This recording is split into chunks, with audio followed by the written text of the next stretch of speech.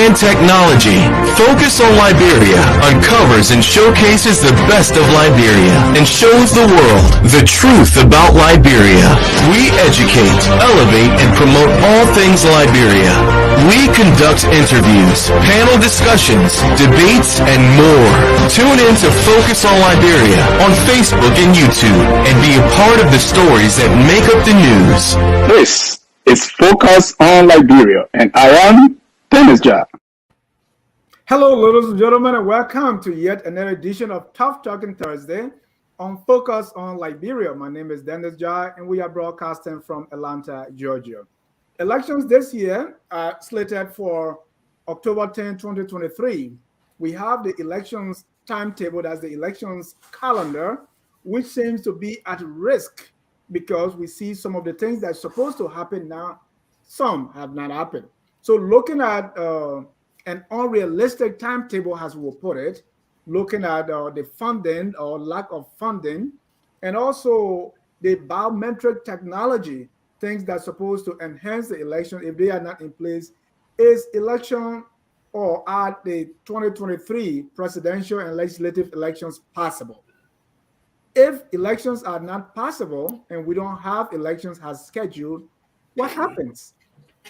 Are there mechanisms put into place to have things done properly constitutionally if elections are not held as per the calendar? With me to discuss this, I have Dr. Abdoulaye Douklé. Dr. Douklé worked closely with President Sirleaf and also former interim president, the late Dr. Amos Claudius Sawyer. Dr. Douklé ran and won 2 successful presidential campaigns with Madam Ellen Johnson Sirleaf. Dr. Duke, welcome to the show. Thank you. I also have here FOL governance consultant, Mr. Atmer K. Sirleaf. Mr. Sirleaf has worked also closely with governments. In fact, during the transition from the Ellen government to the Weah government, Mr. Sirleaf has his fingerprints on the transitional document and other things that brought this government into force. So he knows a thing or two about government, about governance, elections, and even law. Mr. Sirleaf, welcome to the show. Thank you, Dennis. Let's do it. Now we talk about the implication. If we don't have election, what next? We have a legal mind here. That's Anthony James Jensen. He's the CEO of 2A Radio and Television. That's the African Action Network Radio and Television. He's here also. He's been talking about elections all through on his network, the 2A Radio. So we thought he can be here to help us explain some of these things, especially from the legal standpoint. Anthony Jensen, welcome to the show. Thank you so much. It's a pleasure to be with you and my panel discussants. We also want to welcome our viewers across the globe. This is Focus on Liberia.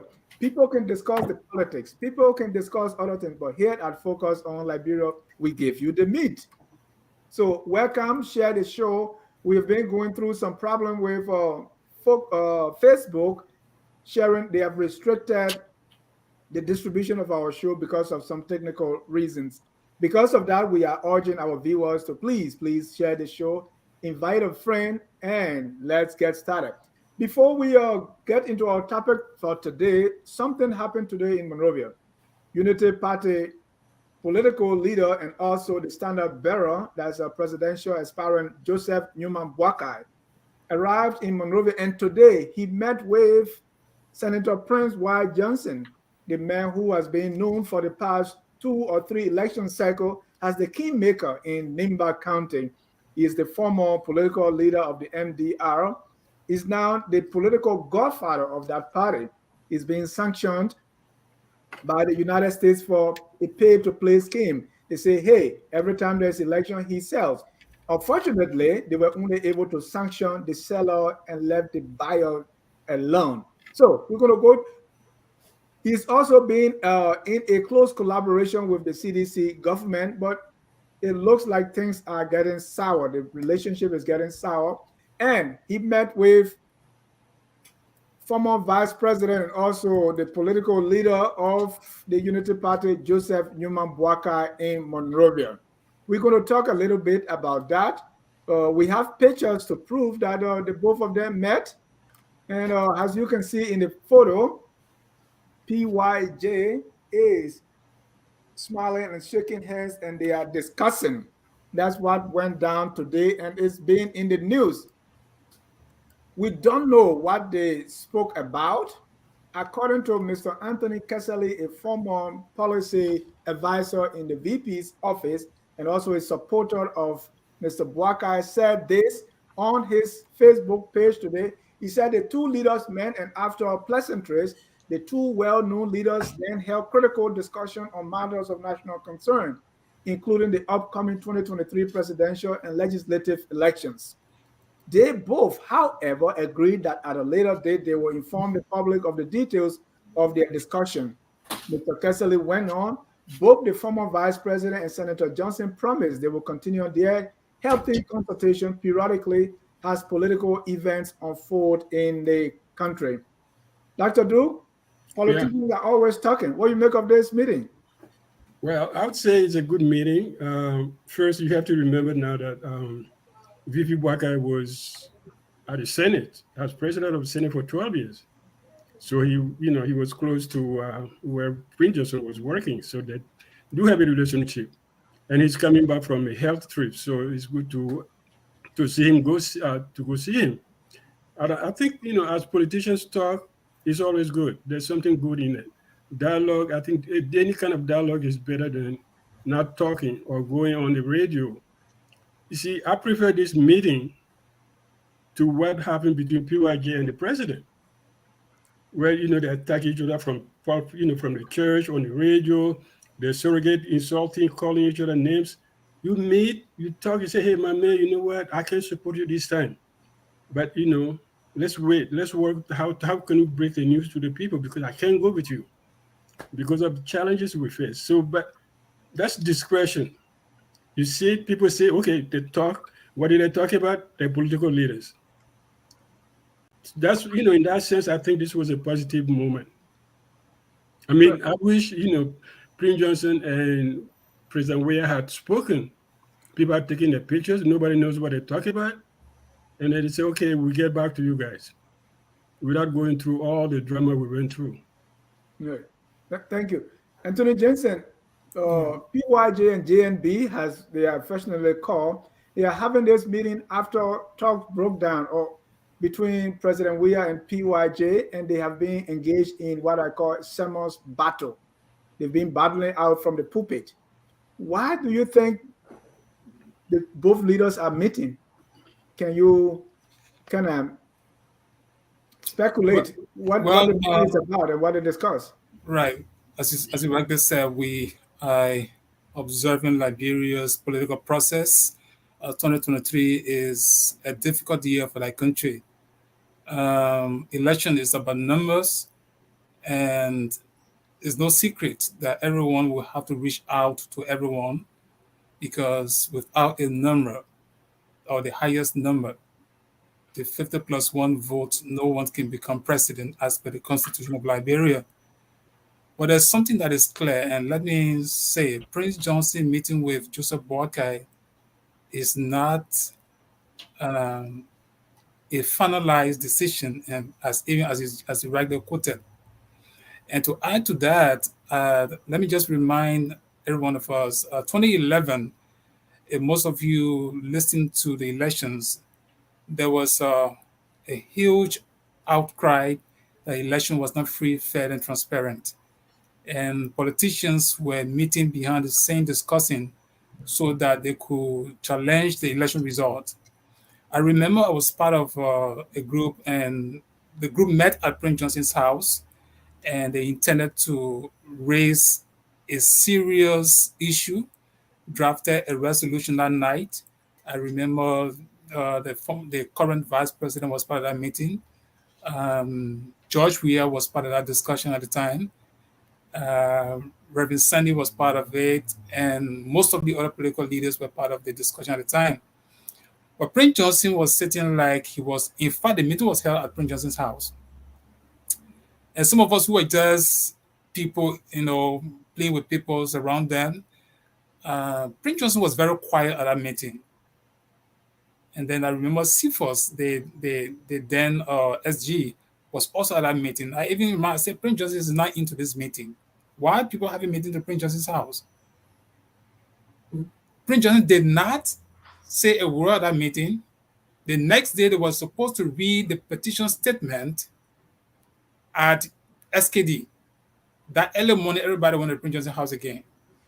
Prince Johnson was not into that meeting, even though the meeting was held at his house. Everybody got so frustrated, they went to SKD without Prince Johnson. Prince Johnson, at the end of the day, went on the bypass and you got to SKD as they all stood in front of SKD and they read the petition. But this is what happened. And this is the interesting part for which I'm comparing Prince Johnson's action. That very day in the evening hour, Prince Johnson left. Prince Johnson went to Nima County. And Prince Johnson was heard on BBC pledging his support to the Ellen Johnson Sirleaf's elections.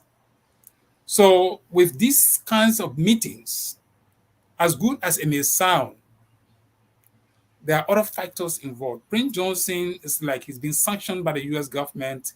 Do we look into that direction and say Joseph Boakai should not, condone the meeting? We can't do that, right? Because Prince Johnson is a figure. And as far as politics and numbers are concerned, Prince Johnson has greater influence over the people of Nima. And Prince Johnson has the vote. So by that, to see Prince Johnson talking with Joseph Boakai, it makes a lot of sense. And I'm sure even George Weah may be trying to break that rank because he knows that if Prince Johnson goes on his side, George Weah is very likely not to win elections, except the other way around.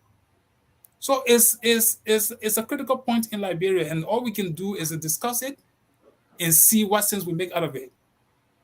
But is Prince Johnson going to be sincere? Are we not going to see Prince Johnson and George Weah in another remarriage? These are the concerns for some of us. So you're saying we can't read too much into this meeting because Mr. Prince Johnson has, one politician said, has been consistent with inconsistency. And let me be honest, personally, I feel Prince Johnson is out for a bid.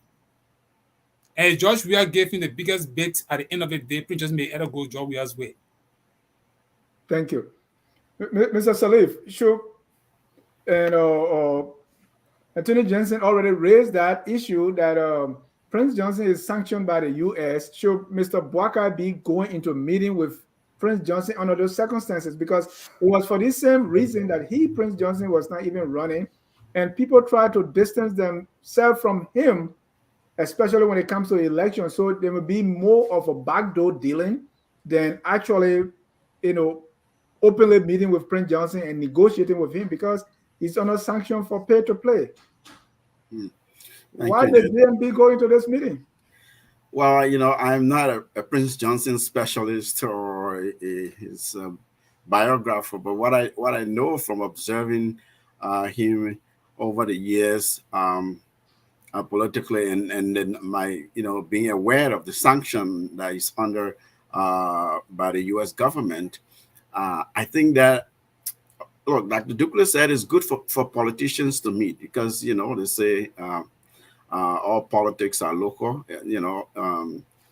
and so yes, you can meet and negotiate, but the publicity of it, I think, was a PR network, was a strategic error. I mean, I don't know who was advising JNB.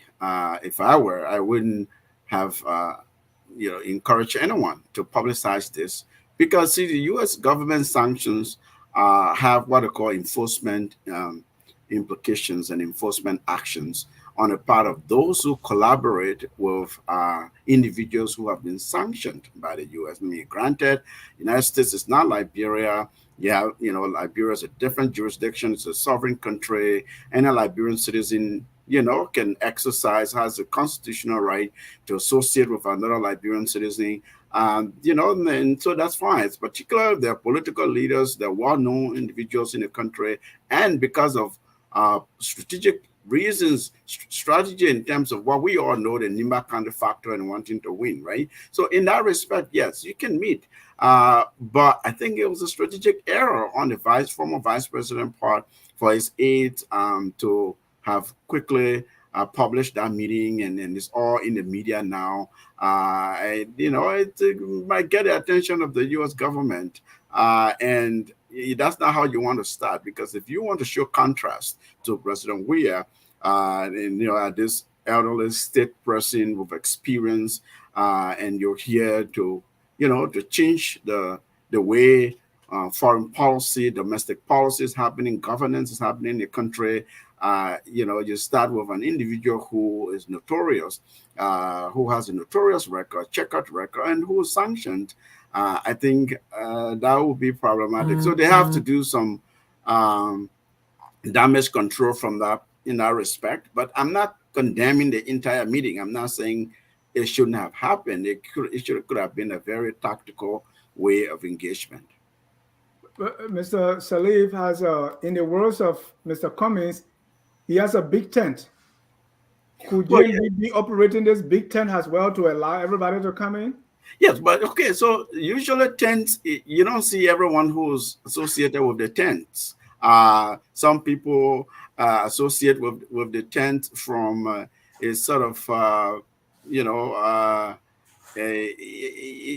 a distance, but yet they are under the tent, they are under the canopy of that organization, of that political individual. You can support, you can raise funds, you can ask people to vote, you can strategize with them and meet with them. See, these are the Liberian politics, because it's personality-based politics, because it's about clientelism, it's about being seen and wanting to be in the good graces of the person, so they know you are the one who brought vote, and that's how you express your support.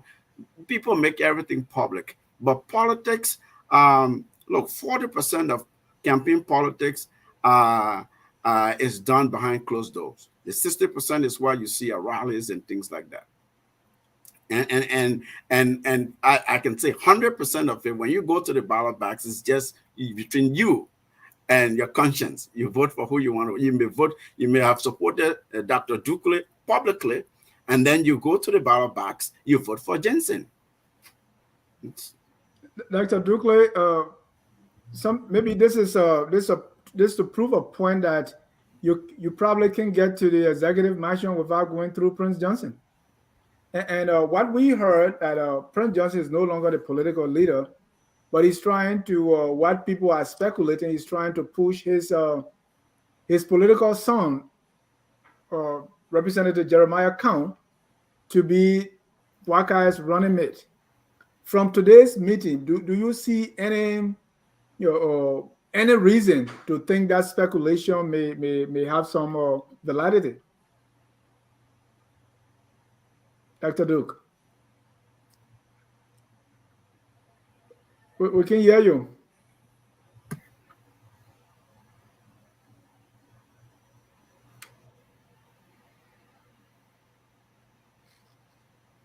Anthony Jensen, you can take that while Dr. Duke try to figure out what's going on.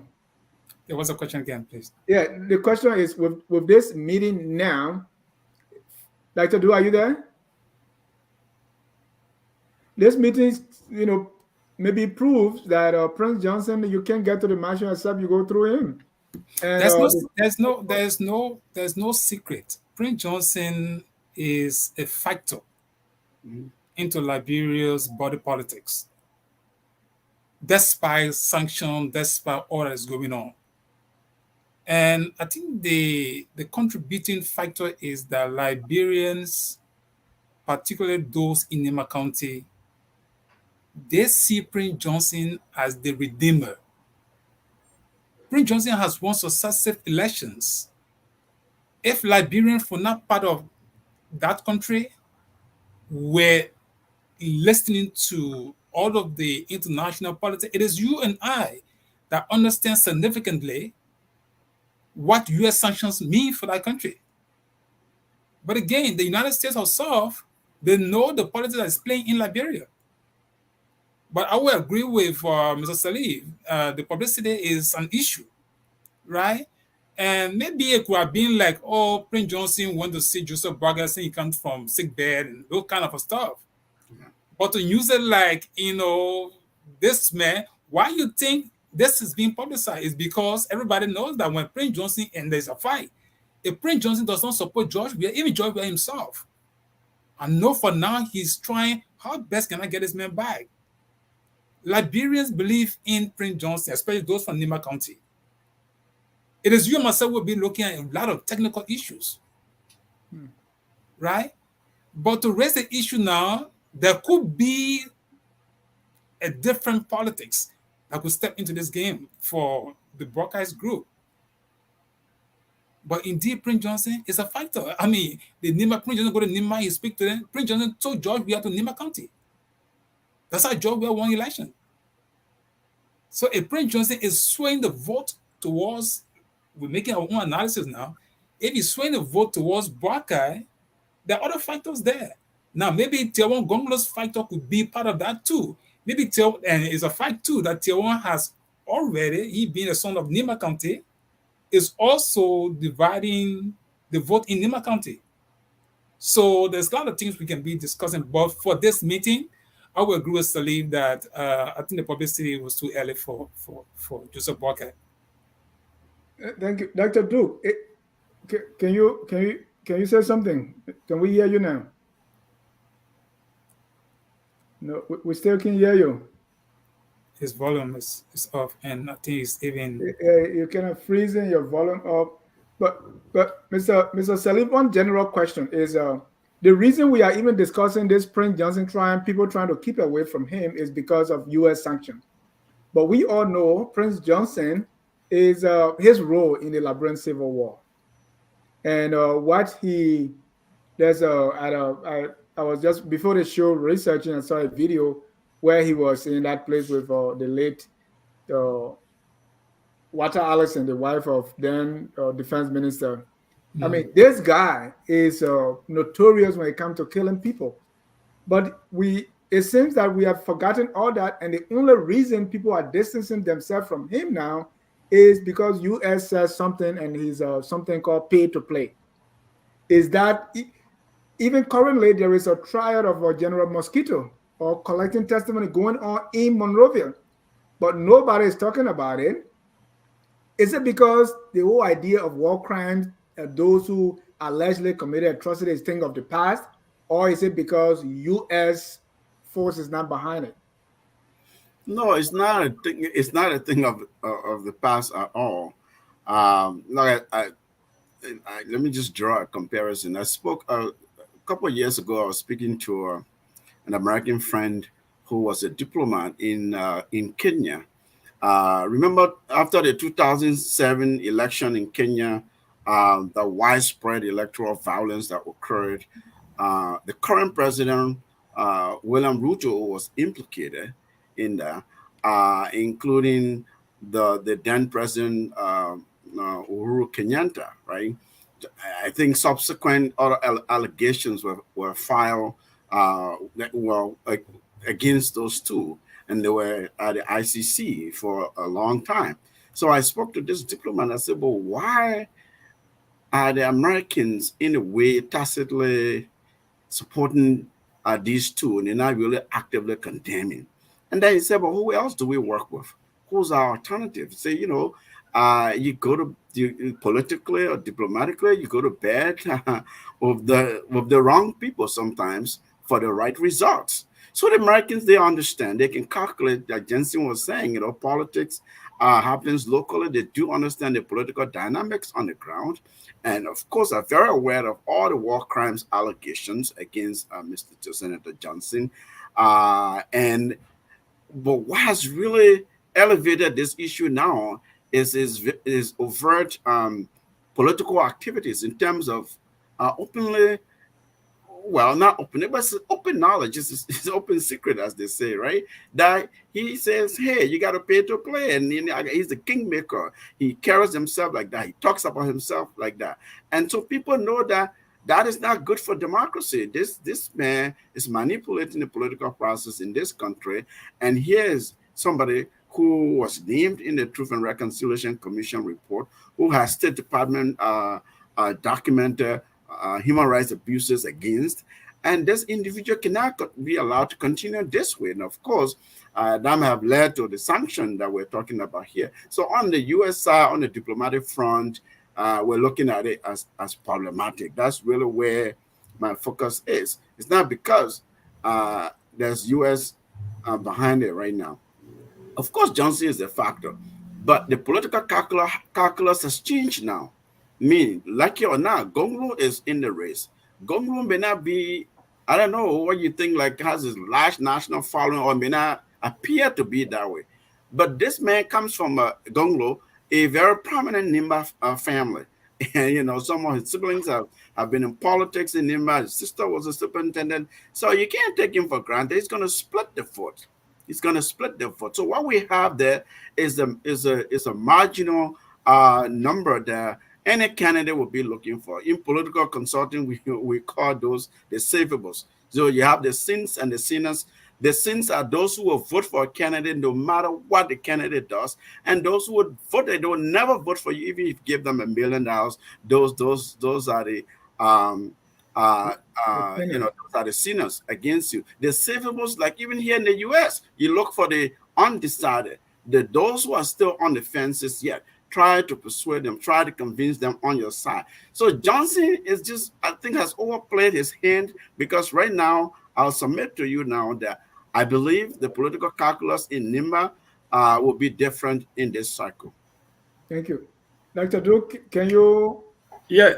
All right. Now, here's my question. I want you to conclude on the Prince Johnson factor. Okay. This whole thing about Representative Jeremiah Count, most of the people call him Coon, but actually it's Count, because his father comes from my town, so I know the family. Jeremiah Count is a factor now. People are saying, well, this is the President Prince Johnson is trying to push. And if we look at the Nimba County now, with the Councilor Gonglo factor, Prince Johnson factor, so it will make sense for JNB, as what we are hearing, that he's going to pick, or he may probably pick Jeremiah Count for his vice president to get some vote from Nimba, and that's the only way he can wrestle votes from both Councilor Gonglo and President Weah.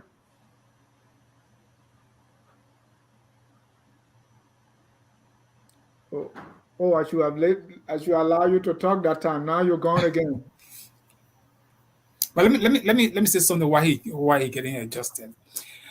Prince Johnson, I think, was 2011. His party.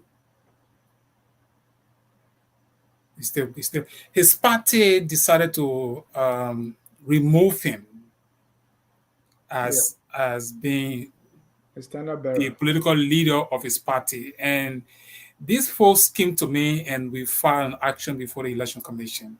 And Prince Johnson was removed as a result of us, becoming victorious, meaning his executive committee members won the case against him. That's how Prince Johnson was removed from being the political leader of his party.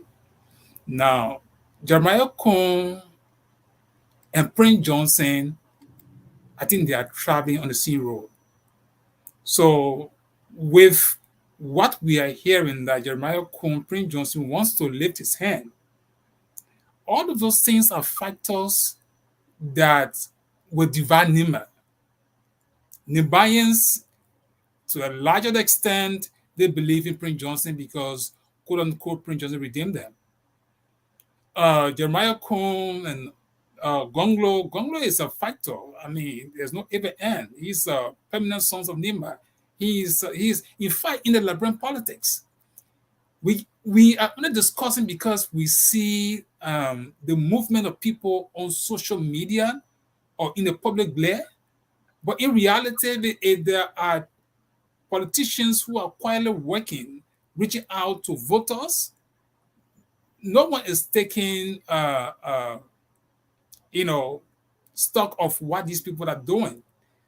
So we will discuss and get to a conclusion that, look, Prince Johnson is a fighter, Gonglo is a fighter, Jeremiah Kuhn, he's a fighter. Okay, they all have some blocks within Nimba County. And honestly, this election seems not to or will not be like the last election, where Prince Johnson took George Weah Nimba and lifted his hand and said, well, this is my son, you vote for him. But again, I go back to my earlier statement. Anything is possible for Prince Johnson. Prince Johnson understands all of these factors, the U.S. sanction, and all of the game people are playing. I would not be surprised if Prince Johnson can turn around and go back to George Weah. Now, if he does that, and if the Unity Party are relying on Prince Johnson, that would be a different factor for them. So all of them will have to understand, or they understand the game, and they will be playing the game until we, the observers and analysts, will be observing and analyzing what is happening. The only thing that we should all be talking about is, and my concern is, and I know it's not part of your topic, is the media. The media has a significant role to play. With all of these things that are going on, the way you make analysis, the way you say it, Liberians need education so that they can take independent decisions. There should be no reason why in this age and time that people should be depending on other people for their secret ballot. As an independent person, a citizen, you have that single vote that's with you.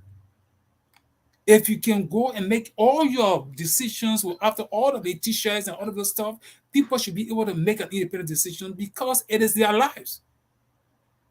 If they submit to these kind of games after elections, it is they who are going to suffer. They will suffer for another 6 years. So I think Liberians need education. And this is where we think the media, civil society organizations, and political parties themselves, they should be involved and ensure that the Liberian people understand that election is about their lives. The kind of people they vote for, if you vote for someone who will suffer you for 6 years, it is your decision. Prince Johnson, I heard Prince Johnson say, Prince Johnson said, I have reached 3 score and 10, I have lived my life.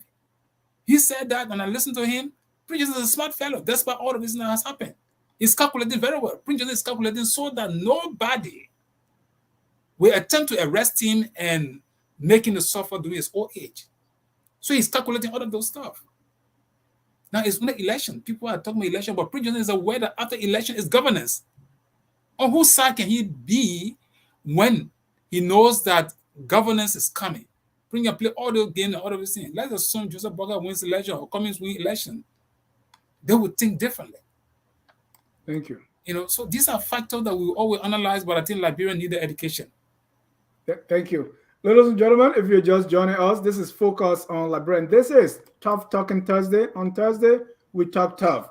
Our topic today are elections possible for October 2023. If for any weird reason we can't have elections, what happens? Let me show you, and that's our topic for today. Let me show you the elections calendar as per the NEC, that's the National Election Commission. Accreditation of party agents, media, and observers for IVR, that's January 23 to March 10. The period for publication of voter registration centers, February 6 to February 20. Today is February 16, so we have 4 more days for that. The official launch of civic voter education and voter registration is February 20th. That's 4 days from now. The voter registration period should start March 20 to May 11, 2023. And of course, election day is October 10, 2023. And this is from the NEC website. That's the neclibrary.org. Please, to verify, please check that website. That's the calendar. Mr. Jensen, you've been hammering this point for a very long time. How realistic is that calendar? And first of all, before I get to you, I have been trying to talk to Election Commission. I've been given the number of the Director of Communication, Mr. Henry Flomo, and we even spoke briefly today.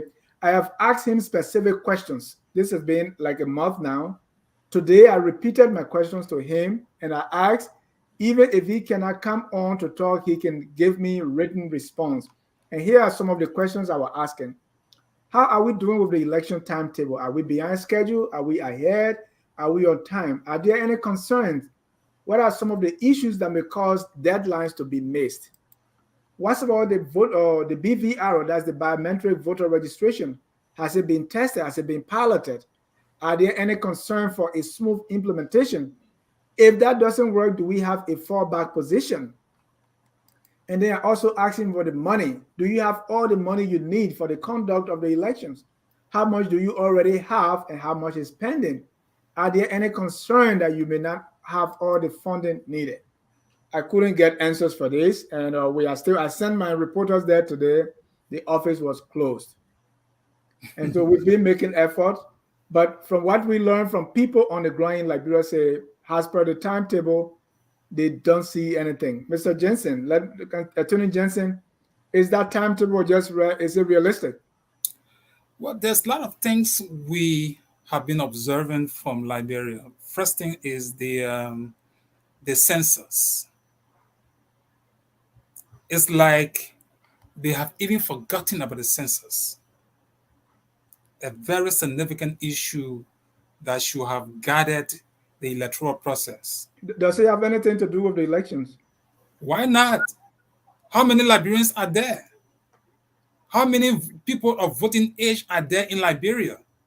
You do not know that, right? So why will you be talking about elections when the Constitution has a reason why they say in every 10 years you must know, you must have conducted a census. Population-wise, you need to know Liberia, how many people are in the country. But it's not a prerequisite for election, is it? It's not a prerequisite. That's not what I'm saying either. Okay. But it's a significant issue. All right. Do you know how many people of voting age are going to participate in the elections? You do not know that. Somebody will say, well, we'll do voter registration. But why stop you first from doing the census? That is undecided for them. But let me look on the other side. You're talking about biometric elections. Hold on, Attorney Jensen. Let me give Dr. Douglas some time. Let's see what his system is working at. Can you hear me? Yeah, we can hear you. Yeah, okay. Yeah, but to finish with this Prince Johnson thing.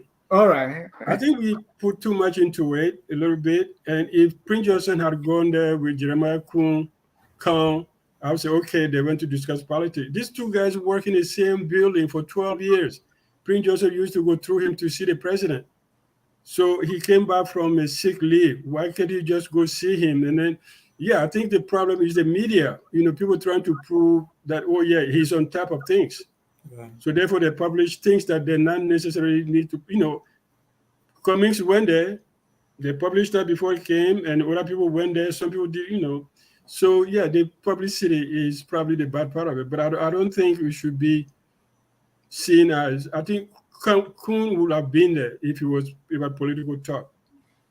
I don't think he would be like, oh yeah, I'm coming here to tell you my little boy is up there, he's running the party now.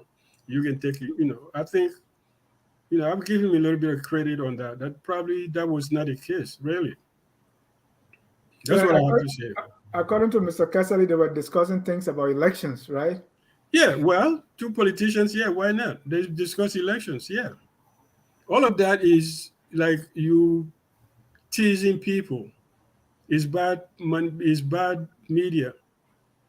You don't come and say they discuss election and say, okay, they will inform the people about what they did.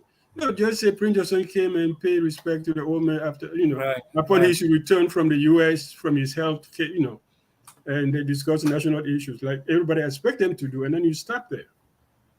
But then again, it's not everybody's army live. What does that say about the handlers of VP Bwakai? Well, when people are around candidates, sometimes there's space issue. Who get things done and who want to be seen doing things and all of that. So I've been there. I've seen it. Elbow, you do the best you can to show that you. So that's a danger for any campaign, not just the VP. I mean, it's for every campaign. I think that's one thing you need to pay attention to, how you are surrounded and what kind of information goes out. read or without your knowledge, without strategizing and say, okay, do we need to put this out in this format? Or do you just say Prince Joseph paid respect to the old man upon his return from a health trip to the US? Period. Thank you. That leads us to our major main topic for today. That's the Elections Commission and the elections calendar. According to the calendar, the period for publication of voter registration centers should be from February 6th to Monday next week. When I spoke to my reporters in Liberia, they say that doesn't even exist. Mr. Anthony Jensen, you were in flight. Yeah, I was in flight and I was talking about the biometric. I'm concerned. The election commission has said they're going to have a biometric elections. All of those things don't seem to be feasible because by this time you should have fingerprint scanned and you should have had voter registration completed so that you have people very prepared. How many Liberians understand all of this stuff? Fingerprinting and all of this. So there's a lot of confusion that is still up there. And it is even regrettable that you contacted the Public Affairs Office of the National Election Commission and they are not prepared to come and dispel some of these, falsehood. These falsity, you can live with it. Election is very sensitive. And if you keep dragging major turntable, and we all get afraid. Maybe Liberia is just going to do the same thing, right? Go even after the election day passes, people don't care about the constitutional provisions.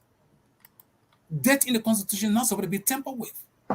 Neither even the Supreme Court is supposed to do that.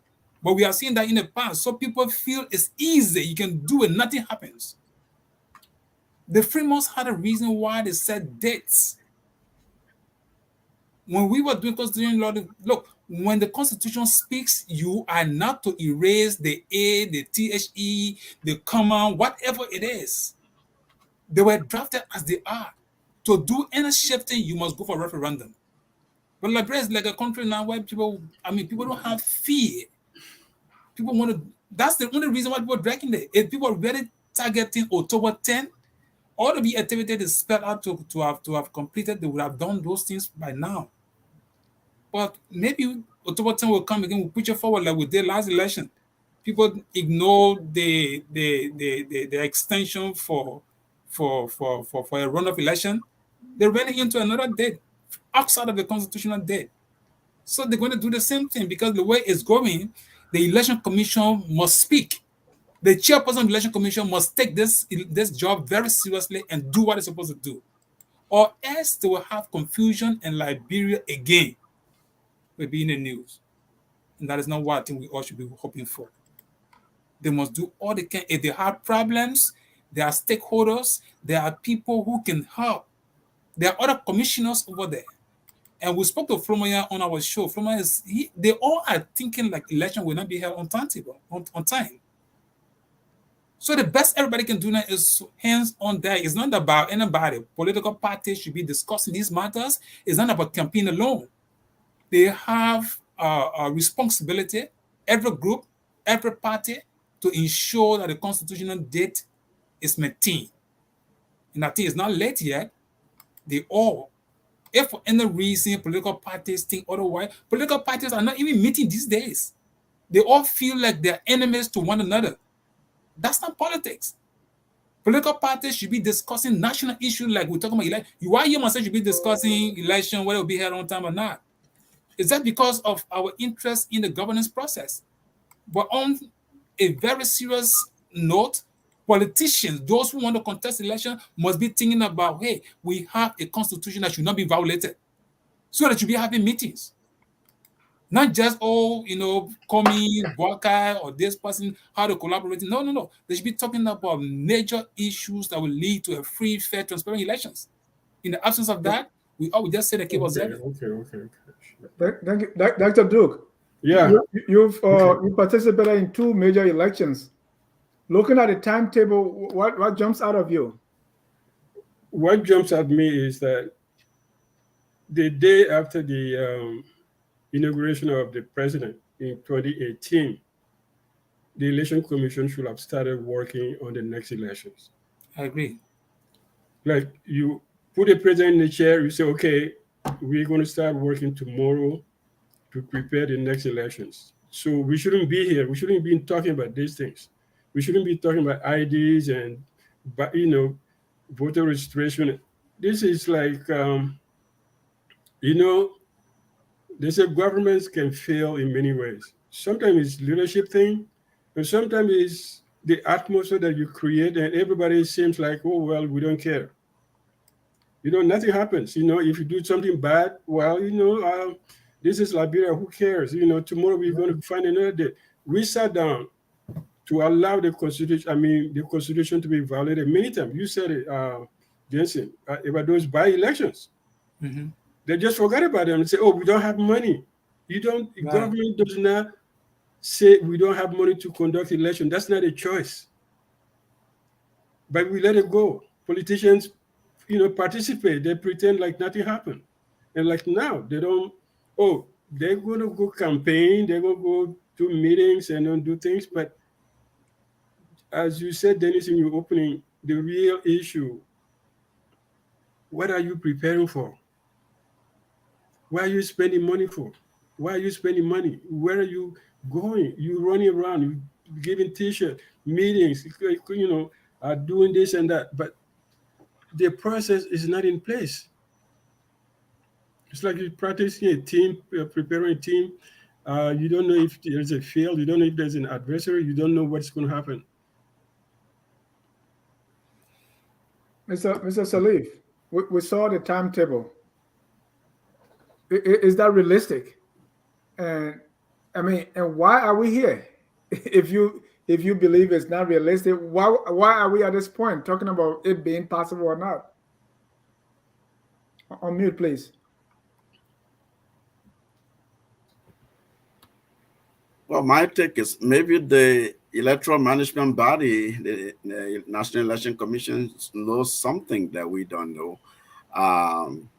But if you ask the question, why are we here? We're here because of lack of respect to rule of law, lack of democratic culture, true liberal democratic culture in Liberia. We talk about nascent democracy in Liberia. We think that democracy is, how many radio stations we have, which it is, how many political parties we have, which it is. But democracy, it's, just like institutions. You can set up a political party. The political party, then you have to institutionalize it. You have to have institutionalized the electoral process. Like everybody has said, after inauguration, we begin work on the next election. Well, here, for example, let's take the budget. Let's say this is $50 million. You speak to experts who closely know Liberian election and the technical matters of the commission. How much has the government put forward towards that budget? I think I understand it's $10 million. During the 2017 cycle, I was working with a major donor. We put money towards the support of the election in what they call basket fund. Basket fund is when donors all agree to support aspects of the work of the commission, not all of it, right? This will be as a result of some kind of sit down, tete-a-tete with the government. So, okay, so what is the budget outlook? Where are you looking? The Swedes are interested in this aspect of electoral security, for example. The Americans are interested in this. This is what UNDP can do. And then this, because they don't trust our system, the Liberian system, National Election Commission, is an integrity institution. It ought to be an integrity institution. We shouldn't be talking about credibility issues, conflict of interest or perceived conflict of interest, all of that, that we shouldn't be going there. Because why? This is a sacrosanct body that is an integrity institution. It's one that helps us to elect high quality leaders. And this institution itself is really struggling to govern itself because of this the generalized culture we have in the country. So if you ask why are we here, we're there because we don't trust one another. The Ministry of Finance doesn't trust necessarily the Election Commission because of widespread corruption across the system of government, that you give them $50 million all going towards high quality elections. It's not. They know where it's going, so they're not going to be enthusiastic about putting money in the election. And donors are observing the rate of corruption in the country as well. And they're like, you know what, we're not putting our money here because the government is taking money from donors' accounts and all that kind of, those kinds of things are happening. And after the 2017 cycle, the process was you're readying Liberians so that Liberian experts, Liberian technicians can run and manage our elections adequate, at least 80% of them. So you don't rely heavily on foreign experts, foreign technicians, foreign funding, and all of that. So you really have to make the funding of the election commission, the management of it as a recurrent expense sort of on the part of the government. But that is not happening the way it's supposed to have been happening. So in terms of some of the logistical and procedural issues, those are some of what I'm seeing. I'll quickly end with the BVR, biometric voter registration and biometric voter verification technology. Look, BVR digitization of governance is not a bad thing. In fact, right now, some 28 countries in Africa are doing some version of biometric or digitized electoral system. I think 7 of them use it through election day, some use just for voter registration, for some for verification. There are various grades of this technology. I understand we have the cheapest because the initial investment in it is heavy upfront investment. Lots of money goes into it. We don't have the infrastructure in terms of electricity management, the technical know-how to maintain this stuff. We did not pilot. We haven't trained people, and then we have this cheap technology, the kits, the all kinds of things that are not working, and the commission is not educating citizens. We don't know really what's going with it. The legislature is not holding them accountable. They're not answering questions so that the public can hear and understand. We have a large issue at hand here. I'm afraid it's not just a matter of simple timetable. It's a matter of all of these things that we're talking about. Decentralization. Dr. Duke, Yeah. the BVR, this is I know a thing or two about technology. That's why even when I invite people, we test, coming on the show before the show starts. Okay. That has not been done in the case of the BVR. And also funding. We see that things have been pushed around a little bit, and the major reason for that was funding. There's no money. And up to this point, we're not sure if those issues are resolved. Why we think we're going to have election? Why we think we have... that this is possible, with all these issues, and they are not resolved. We moved this around many times. Well, I think we will have elections. But will it be the kind of elections we want? Somebody saying, okay, we're going to hire 10,000 people overnight, train them, and then send them out, and then do this work, and then boom, and then everything is done, and then we say, okay, everybody gets an... So you don't know. As Ahmed said, maybe they know something we don't know. That's the whole point. Why they're doing this, because this has to be deliberate somehow. Yeah, and just 6 years prepare one election that is going to come, either you in office or not. That election is going to happen, and you sit down for 6 years. If you had taken one county at a time, you would have the whole country now in the biometric. Every 6 months to take one county. So who does this? If this is a deliberate action, who does it benefit? It doesn't benefit anybody. Is I would say deliberate by inefficiency, because they don't know. They don't know. Lack of competence. That's one. A dormant, a situation where nobody trusts. Corruption issues definitely, and like I said, the atmosphere of do what you can, do what you don't want to do. Don't do it. Nobody cares. So that floating thing, nobody takes anything seriously. You can be serious and say, oh yeah, we don't, 9 months before the election, say, well, we don't have money, we don't have ID cards, we don't know how many voters we have, but we've been getting paid thousands of dollars a month to do this work for 6 years. What have I been doing? What is the reason for the commission to exist? If you cannot do little simple thing for 6 years, you have one election to prepare. And you want to do a chaotic thing at the end, So we might have an election, but will it be the elections that we want to have? That's the whole question. Anthony Jensen. You see, when I Anthony listen, Jensen, let me throw one more yeah, thing in there now. yeah, okay. The politicians, right? Those who want to be president, I think it was Dr. Du gave the scenario that you are preparing for a tournament, you are training very hard, and you know the tournament is not going to be held. Or there are so much bottlenecks, but you are basic training. What are the opposition political figures doing about this thing? Are they aware? Are they saying something at all? Do you see any fire from them as to make sure that we have elections? Or they're waiting and waiting and waiting only at the end to complain? I think that's the word. They want to complain at the end of the day. Like that Doug said, they know election will be held. I mean, the fact that money is in there, people sitting over there, they're going to have elections some way, somehow. But in his words, and I agree with him, what type of elections will be held? Is it going to be like, okay, you know what, we send people out there to bring some numbers and the chairman of the election commission mount the pulpit and announce the election result and election is held? No, I don't think that's how we want it to be. Because we should not forget Liberia has had a bitter path.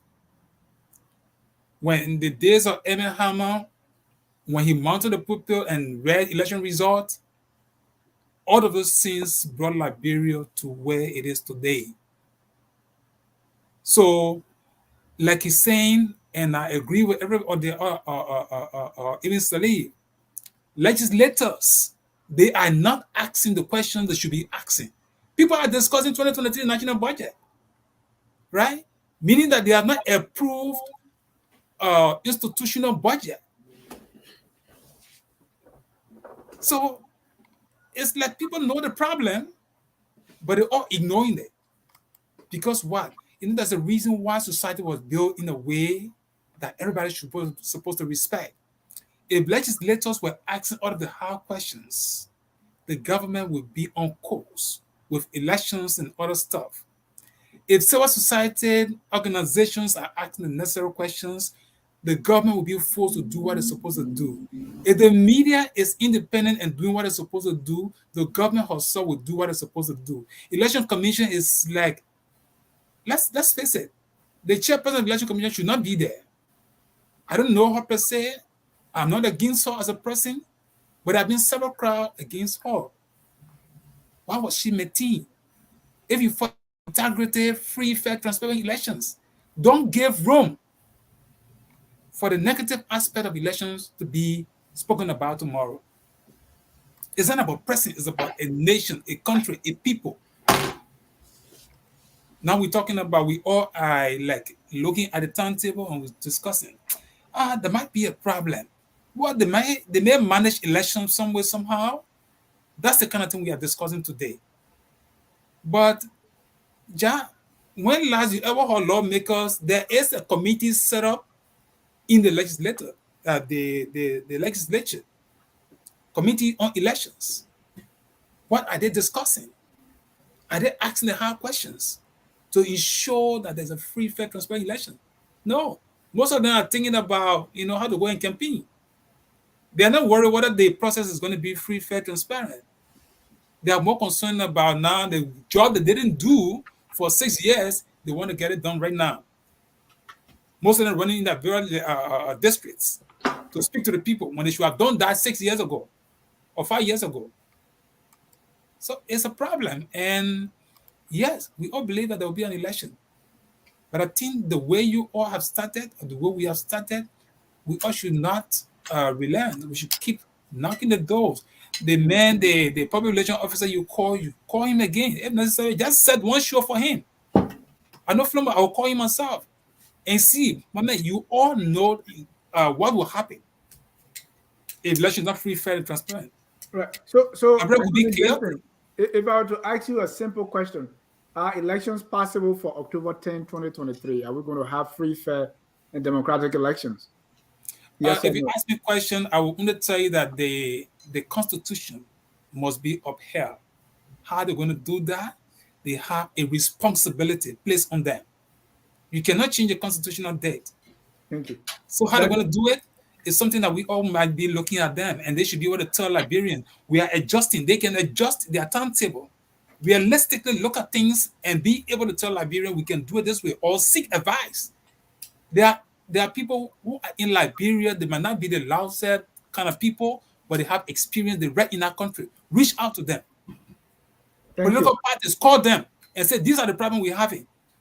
Or if the legislators cannot call the election commission themselves, they know the problem. They should approach the legislature and And say that's these the are the second, problems we're having. that's the second part we're asking Dr. Do before I go to admin. This is a simple yes or no. Are election possible for October 2023? Yeah, it's possible, but my question is, what kind of elections? And Okay, so what kind of definitely, election you think is possible for 2023?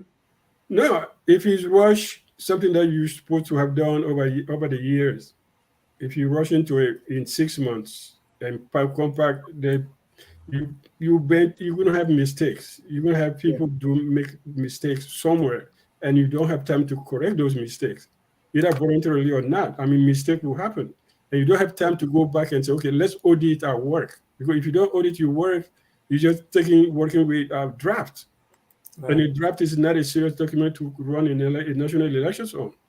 Thank you. So that's the whole problem. Mr. So Salib. Mr. Salib, let's start with that question before you get into it.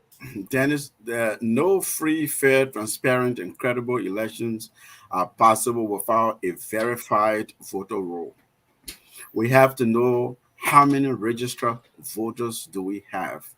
The voter roll that was used through the optical name recognition system, the OMR, they call it, sort of essentially it's the manual system that we've been using. It's outdated. People passed away. People have moved. People have traveled. So many things. They've redistricted. And that's what the BVR is supposed to correct. That's what. Well, the BVR doesn't just automatically correct. The BVR tool, you build a system for it, and actually human beings are behind the BVR who collect data. You have kit that they take around. You have manual mobile BVR kit and things like that, and really identify and register people, verify that the current voter roll we have is actually accurate. If it's not accurate, you audit that stuff. Some people have passed away; they're deceased now.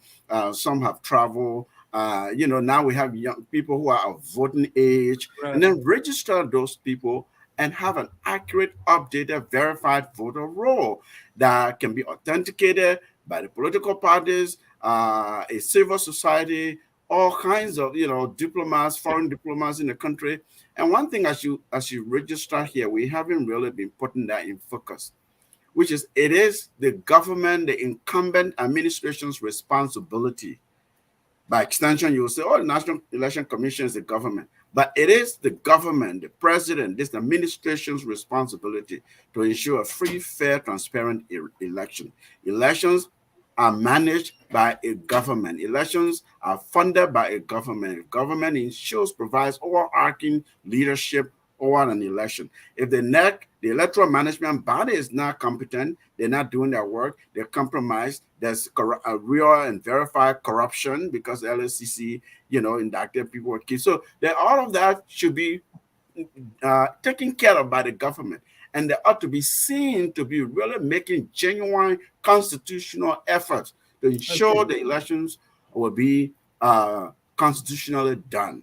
If that is not done, yes, we may have an election, a very chaotic, some type of semblance of election, but elections are also drivers of conflict. You have to be aware of that. They will produce all kinds of litigation, judicial and other civil disputes. So we play with fire. Not to interrupt you, but that scenario you just described, it benefits no one. So why were the government or the NEC by design do this? Doesn't it tell you that this is beyond their control? Well, of course, I mean, there are factors that are beyond their control. Let's face it. In an ideal situation, even in Kenya, the BVR process produced litigations that led to legal fights, right? It was one of the major boons of contention. This gone August election that happened between Odinga and Ruto. They're like, okay, so how come the numbers looking like this? The voter roll shows this. So there was the only standing they had, the only real issue rather they wanted to take to court, and they did take to court, was discrepancy and things like that. So there are issues that even the best technology can fail, the best technology cannot solve. Those are now the kind of constraints we're describing here. We're describing incompetence, we're describing lack of political will, the government, lack of commitment on the part of the government to fund the commission, to oversee that funding, to ensure that there will be free, fair, and relatively credible elections. Those are what we're talking about. So if you ask me who does it benefit, I mean, some people thrive in chaos. I mean, if you think that politically you go to the ballot and your chances, you don't really know, and your win numbers are not clear. I'm not accusing anyone here, but I'm just saying sometimes when there's chaos, Liberians are good at saying, let's have transitional government. Let's have extra constitutional arrangement to lead us into transition where we can then engage in the new democratic dispensation. So, Anthony Jensen, sometimes we are so quick to blame the incumbent, and because of that, we don't find a collective way to solve a problem that's going to harm all of us. Do you think people sit around only to blame the incumbent or NEC, and they're not doing anything about it? So by default, you may be contributing to this very problem. And elections are at the core of our democracy. Do you think other people have responsibility here, and it's not just government? As much as I will agree with Salif that Mr. Salif that all components of the government should be responsible for elections, but George Weah, as president of the nation, he appointed the election commission. And I think even if he had limited knowledge as to governance, as to how people conduct elections, he will be responsible because he formed his government. The seriousness of those people in the office of the president, knowing what election is, they should be able to caution the president every day. And by now, the president should use that as one of his working tools. That election must be held and must be held on a free, fair, transparent way. The legislators, yes, they are responsible, but the executive branch of government, the election commission is under the executive branch of government. If we think of it as a government, yes, I will agree. I started saying earlier, the election committee of the legislature, they should be there. The Speaker of the House of Representatives, all these people that know the facts. Why are they silent? People are like Dr. Du said, election will be held somewhere, somehow. But to whose benefit? And then Salif tried to answer the question, but it's like, no, I don't want to call name. Georgia will benefit. If there's no free, fair, transparent election, the current government will benefit, and Georgia will benefit. How? That will be cheating. If you don't have it done right, there will be cheating. In whose interest? In the current the incumbent interest. That takes us to the next step here. So this is where political parties themselves, like you said, some of them want to wait after election and start crying foul. Right? Or election was not free and fair. When you should have been part of the process to ensure that election was free and fair, you were doing something else. So all of these people is like, people are not nationalistic. People are not dutiful to say this is a country that we all have to help to make it better. Why should anybody get elected to a legislative office and you wouldn't want to be a sycophant? You want to be somebody who will sit and will not do what is required of you. You don't think the speaker should be calling on the election commission, asking all of you hard questions? Why should it be you myself? Because we feel duty bound, despite us being out of the country, and feel there's something need to happen to keep that place stable, peaceful. Thank you. before we bring in our callers, let's we have discussed that. But how do we fix this stuff? Because we need this election to be free, fair, and transparent. How do we move forward? We can, at this time, we can say that's the people thing. It's all of our thing. Because when it happens, people trace our 14-year civil war to the election of 1985. So now if we sit supinely, or if we sit the way they would say in my village, if we sit down sakaka and we do nothing, we all will feel it, right? So Dr. Duke, you've been around in this thing. How do we fix this? How do we move forward? Who's responsible to light the fire? Well, I think my two colleagues put it right. Somehow, it's on the executive. I think people who hold the money, the president has a constitutional obligation to hold free and fair elections. And the only way he can do that is having people. He cannot go sit at the election commission, so he has to appoint people. And those people being appointed, they're not doing their job. Does he know they're not doing their job? Does he know that nothing is ready? Or, it's just, Mr. President, you look good today. I know, right? No, I'm sorry. I mean, you gotta ask that simple question. Does the president know nothing has happened? That election can, it will take another 18 months to get these elections ready. If you want to do it correctly, does he know? That's my big question. What does the president know about the elections? So how do we fix it? How do we fix it? Well, he has to know, because there's no other way around it. He's the president. He's the president. Yeah. He can, if the Minister of Finance say, "Oh yeah, we don't have money," Mr. President say, "Okay, we've postpone it like we did with the other elections. Postpone it till we get money." And then he say, "Okay, we don't have money." So what do? People who've been sitting down, doing nothing, as you say, kakakata, and they say, "Oh yeah, people have to wake up and do their work. People who are preparing teams to start, plying the roads and going to the bush and calling people out of the farms and talk to them and say, elect me president, elect me this and that." They should get up and say, "You know what? We've been through this. And it cost 250,000 lives, right, directly or indirectly, maybe more, because more people die outside as a result of the war. Consequently, trauma of the war killed a lot of people. So do we want to go back to that? So people who want to be elected, especially the candidates, you want to be president, and you look at a game that is flawed from the beginning, right, and you're still spending your money going to it. And I have to tell you that we have a problem. Yeah, that's it's a problem. Civil society. Civil society is like, they're gone. It's like once the international NGOs left, the civil society died. I know, right? It's a pity. So we don't have any mechanism of enforcing the Constitution.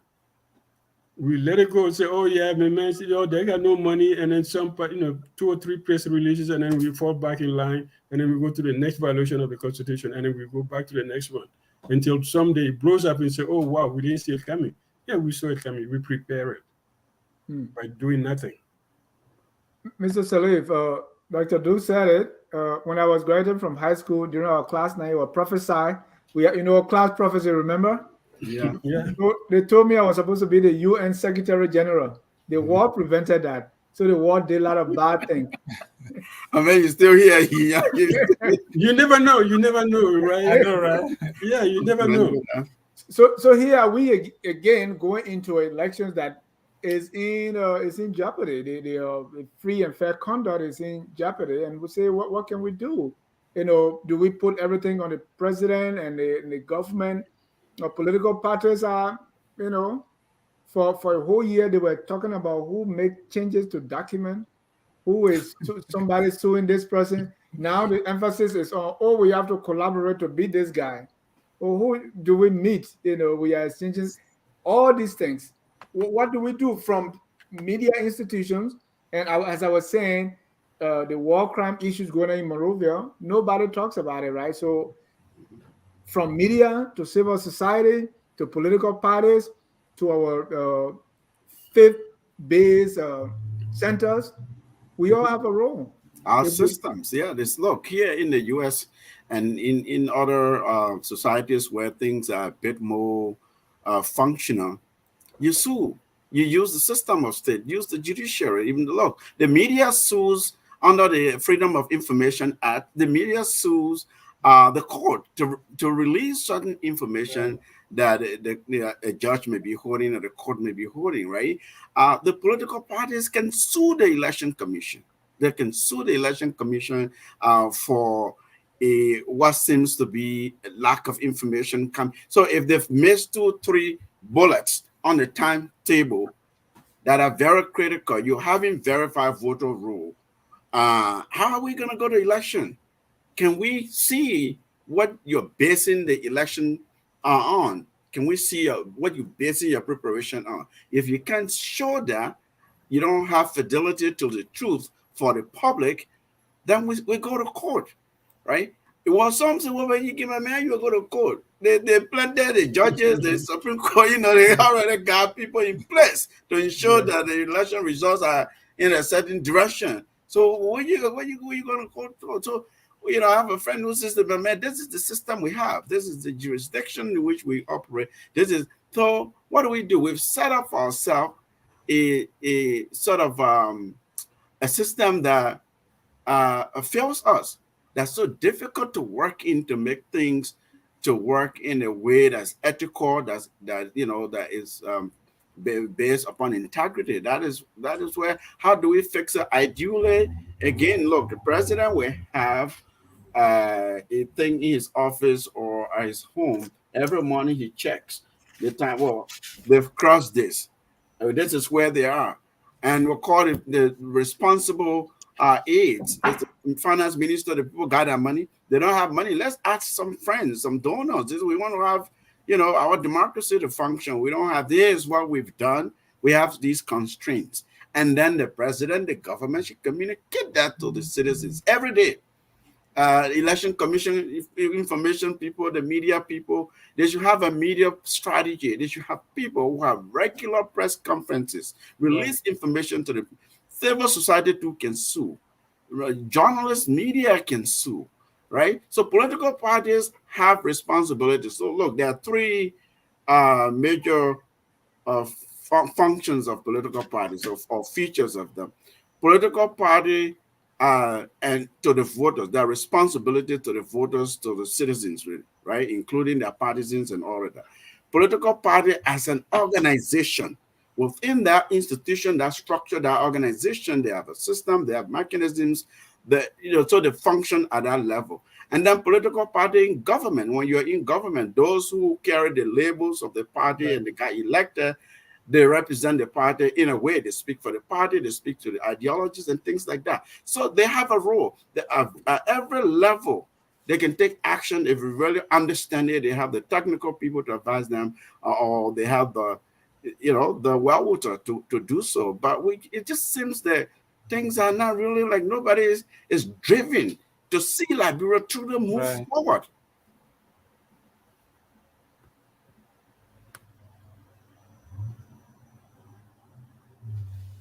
Tomorrow, 6 o'clock, we're going to have the literary hour with Professor K. Moses Nawe and Jackie Sayer. They're going to be interviewing Mr. Kai G. Wooler. He just wrote a book, Liberty Hijacked, the history of how the loss of liberty divides Liberia.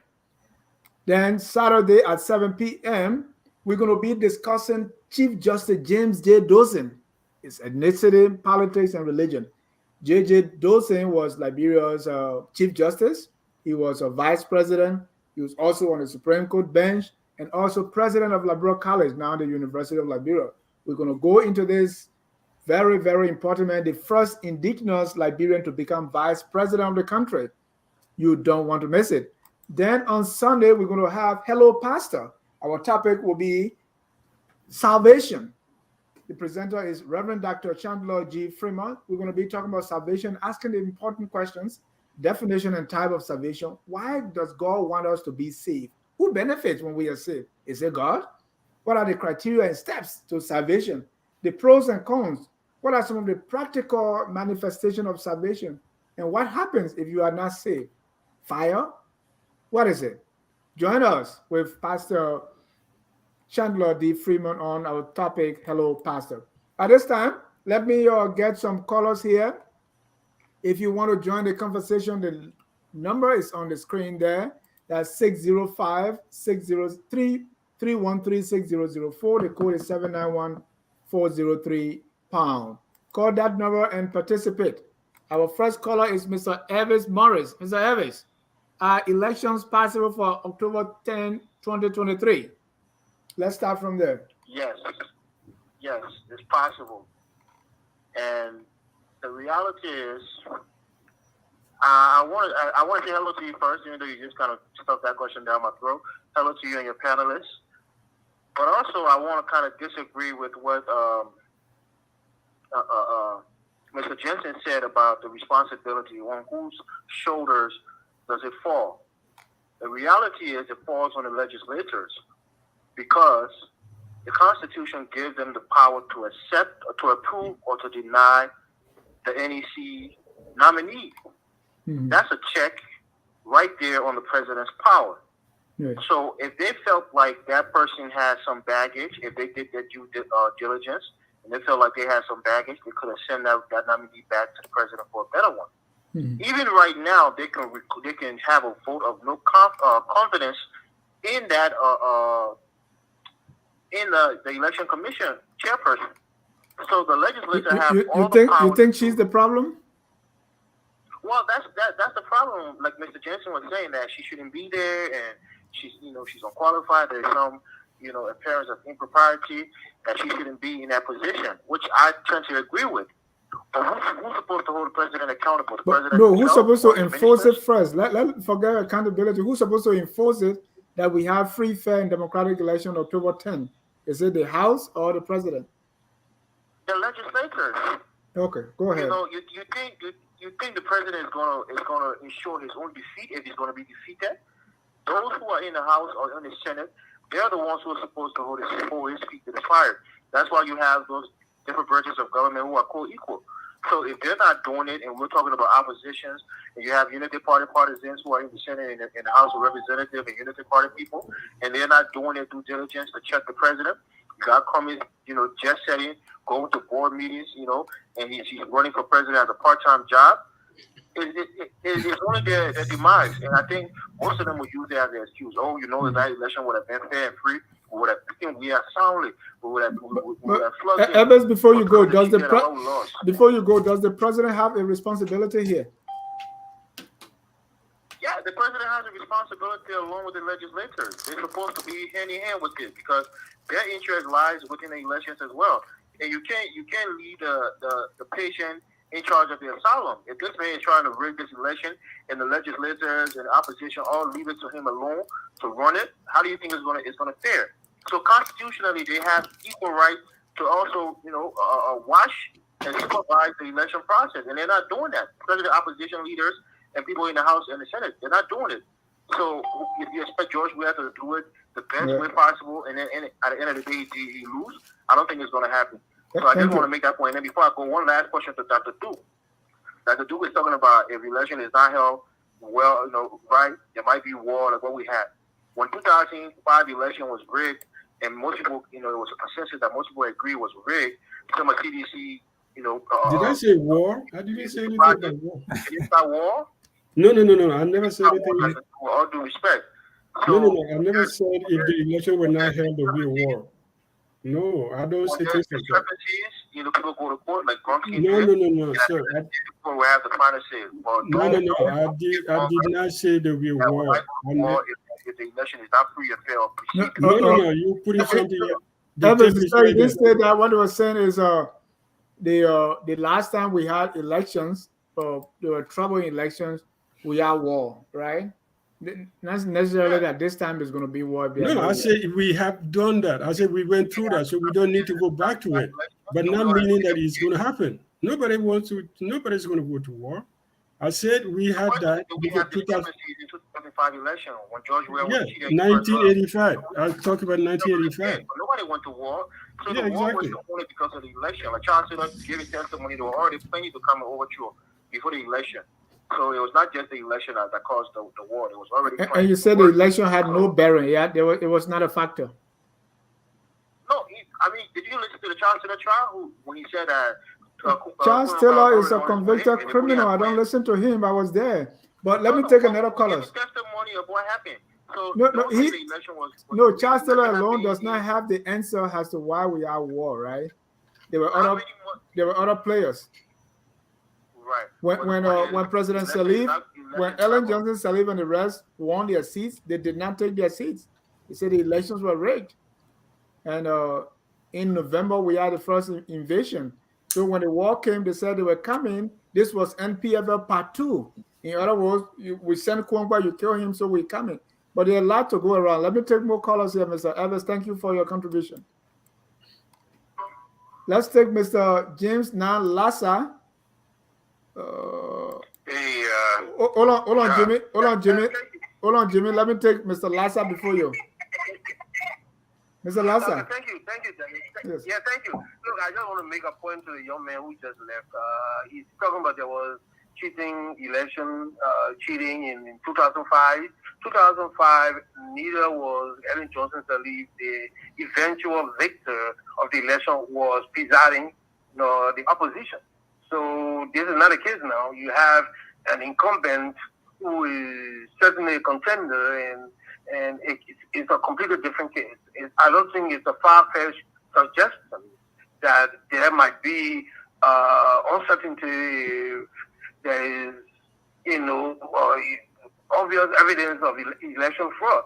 But look, I wanted to raise that I don't agree with those who say that unpreparedness for the electoral process as it currently existing doesn't benefit anybody. It does benefit a particular person, and that's the incumbent. Whenever you create, they call it a wild card, right? Whenever you create a conundrum, which is about complete uncertainty, you truncate the process, and the most likely beneficiary would be the incumbent. For example, Dennis, yesterday, I understand the president went out with the guy from the UN system, along with the Minister of Lands and Mines and other officials who have been invited to the legislature on that very day for hearing. So when he took those people out, as a result, they didn't appear to the legislature, and they're going to have a full excuse that they were with the president. But like that, who benefits? We are. Or even the budget process. Now you see they have truncated the budget process, and they made it short. They don't allow for ample time for hearing, for people to understand, make objection or public scrutiny, nothing of the kind. In the end, you pass a budget without understanding it, so that when Dylan is asking, last year you spent $70 million to pay debt. To whom did you pay it? He doesn't get answer, and they pass the budget quickly. Or, for example, when the legislature is going on recess, they make sure the legislature doesn't do any work, and then when they go on recess, they get called back and pay huge money to come for 1 or 2 weeks, during which they get them money to pass anything. Who benefits? The incumbent. So there will be a definite beneficiary of the delay in the electoral process. Thank you. And everything is seen that is the truncating of the process, and that will be the incumbent. Now, here is the point, Dennis. I know you want to run me out. It is sad for our country that we have in the election as contender somebody who is said to have gotten wealthy after working for a giant international corporation, but is not showing any capacity to fight the system, confront the system, or even invest in the system. And unfortunately, you have a front runner who is very old without energy, and whom all of us are trying to rally around to make sure he goes, but there is the energy is lacking, And Tewa Gongo, who should be the one, actually who should be there, doesn't have the financial means. It's just that for the country. And I don't think President Weah is going to have his way, but it is sad that we may be even be talking about the likelihood of confusion coming after the war. That's not good, but that is the sad reality. The process is going to be truncated to create confusion. When confusion is there, the obvious beneficiary is the incumbent. Thank you. I just want to make those few. Thank you. Mr. Lassa has painted that picture. It doesn't look good. Mr. Eastman, you are in the nation's capital. What sayest thou? Very good show, John. You're as well as usual. You're asking the right questions, but the writing on the wall now. All our laws, all our functions are being compromised. It happens every day. This is not normal. And I can foresee a collapse of the system, because if we continue circumventing the very laws that we put together and agreed to live by, eventually the state will collapse. You can't keep on doing this. It will become a rogue nation. In that, I mean, we elect people, and the next day they cross carpet to rub their bellies. Okay, we have nobody defending us. We are at a peril. We're at the peril of people who are seeking their own interests. And if we continue with this course, it's going to have bad ending. That's all I can say. Thank you, Jimmy. Let me take my last caller here, and that's Mr. Thomas Kane. Tom, you're live. Thank you, Jonathan. Good evening to all of the panelists in studio. You asked a question earlier on whether the census did matter for the elections. And I don't think that question was answered. And per the Constitution, it does matter for the elections. The Constitution says that we have census every 10 years. And when we have the census, when the result of the census comes up, the immediate ensuing election after the census result comes up should be used for constituency demarcation. So that means if this census result comes up before October, we should use it to be able to redemarcate our electoral boundaries. But there are already some concerns with some stakeholders and citizens that it should not be used because of the validity of the census itself. And if we don't do it, this will not be the first time, because we did the same in 2011. When we had the election, the census result was not fully used. It was only used to increase seats in populated counties like Magibi, Monserrado, Lofa, Bong, and Atinimba County. So it really does matter. I don't know this is the reason why the census result is being kept. Perhaps it will be kept after the election, then they release it. That way the Constitution will not be violated. On to the point of the Elections Commission, I think the decision about the use of the biometric voter registration was done late. And even when it was done late, the Commission did not move fast enough.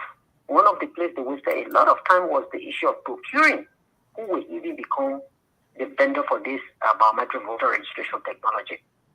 They fought a lot with the PPCC, and after the fight with the PPC, before it ended, they started fighting among themselves as commissioners. They even had to go to the legislature on who should have been informed about this election and not and all of that. So I think we're just in a difficult situation, and like Doug said, we could have an election, but what election? My worry is, for instance, the number of days that are allocated for the voter registration, where you are doing 10 days in one county, 12 days in another county. We've not even started the civic education for the voter registration. How are people going to know that these people are going to be here for 1 day or 2 days? So in the end, out of 5 million, maybe we might get 2.1 or 2.3 million people who are eligible to register, but we might be able to register only half of them. And then how democratic that election is going to be if the citizens can have a voice in the elections. And on the issue of whether the incumbent is going to benefit from not having the election on time or not having a free, fair, transparent election, I listened to the former chairman of the elections of the Truth and Reconciliation Commission. And he said that if the incumbent fails to deliver on their constitutional mandate, then they cannot benefit from their own negligence. So if President Weah is stating that he will not have the election, he will continue to be, I think that's something that is going to be challenged. But good show, I mean, we'll all just continue to watch, but this 2023 election is really difficult to figure out where it is going and where we are going to land. Thank you. Thank you. Also, tomorrow at 8, we have Friday night debate. And we're going to be looking at 3 things, right? Councillor Gonglo just said that nobody asked him here to run. So what is he doing here? Is he trying to put himself in a position so that he can get a call from Boakai or Cummins? We're going to debate that tomorrow. Also, Joseph Newman Boakai arrived in Monrovia in a low-key fashion. People were expecting him to, as they have been doing as politicians, get the crowd out to march from RRA to the UP headquarters. That did not happen. And right after that, he met with PIJ, the one who some people are calling the pay-to-play giant. Also, CPP chair Musa Hassan Bilete says this whole thing about Bwaka and Cummins coming together is very unlikely. Why people keep talking about this? We're going to be debating this with our panelists here from political parties and also independent. You don't want to miss Friday night debate right here on Focus on Liberia. Anthony Jensen, let's take 1 minute each to respond to our callers. The first caller said, "Hey, the legislators are responsible." Well, I mean, with no argument, those are Liberians. They have their rights. They are also observing, and their analysis just couldn't listen to them, right? But when it comes to governance, we all know that there are 3 branches of government. We know the individual roles of those branches of government. So the executive branch of government is indeed, the Infantry Election Commission is a constitutional charge. But despite that, the president appoints those people to perform. Like Dad said, the president is on an obligation to prioritize events that will lead to his success. So if for any reason the election is proceeding the way it is, I think that should be concern for the president. It's equally so, I agree with it with the caller, that legislators themselves should be asking the questions, right? Because as government, they're all in this one boat and they're supposed to ensure that there's a free, fair, transparent election. So definitely I agree with them that their view, and there's no argument about that. On the issue of census, the fellow who spoke about the census, he's right. We also agree with him. Census, indeed, for demarcation purposes, we use the census results. And all of those things play into elections. But as it is right now, money has been spent. We should be asking the question about census, the very lawmakers. That's where they're supposed to act. Election, yeah, everybody should play their role to make sure all of those things are done. Whatever the case is, census, you can now carry on. Even if they announce census result right now, can you go and demarcate the country? You can't. There's no time for that. No time. Can we remove the chairperson of the election commission? We can, right? We have to. I mean, things have gone so bad that you cannot undo certain things right now, because let us assume you remove the commissioners or any of the commissioners. The president will have to look for somebody else, appoint that person, confirmation hearing, that person get back to job and be finding his or her way around. So there's a lot going on with Liberia right now. Thank you, Mr. Salif. You know, a lot of people disagree with you. They say the president benefits from any chaotic system here. Yeah. Well, I mean, I didn't overtly say that the president didn't benefit or doesn't benefit. I guess my comment was very generalized. That's what the viewers didn't like, and the commentators, I should call out and say, look, the president benefits from the chaos. But chaos, all of us suffer. Citizens suffer, right? Now, people who live in the country who are faced with the terrible consequences of misrule and bad governance, they suffer. If there's any electoral, misunderstanding or conflict or violence of some sort, the people are on the front line, they suffer. Yeah, but there's something else I want to say. Well, not totally a different thing in relation to the truncated time frame we have and what could be done. You may not have to remove the chair and all of that, though they shouldn't be there, right? But there are technical people who actually should move things. You could do some of that. You could do in the back end and ginger things up, fully fund the commission, find a way to fund it, get some people around it, create that bubble, right? Maybe get some, I don't know, we were set up such that this circle we will be able to run our own elections fully, including technical and things like that. We still have UNDP and other donors here. They're interested in supporting us. The US is interested. They've promised some money for the election. So there's some funds that are trickling in, but they're not just coming enthusiastically like they did in previous cycles. So what I'm suggesting is that there still are things that could be done to help at least to mitigate some of the consequences that we're all predicting here.